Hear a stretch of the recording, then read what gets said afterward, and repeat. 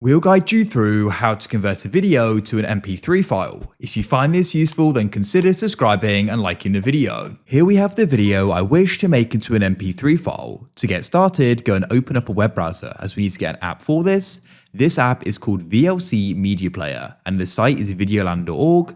There's a chance you already have this on your computer. Download it and install it like any other app. Then what we can do is go and search for it on our computer like so and open it up.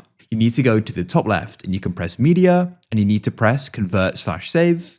Press add over to the right and select the video and press open. Convert/save, come into convert and you need to come into profile. Here you can scroll down and select audio MP3 and where it says destination file, press browse. Choose you want to go and save it. You can change the name, just make sure it ends in .mp3. I just changed it there and press save.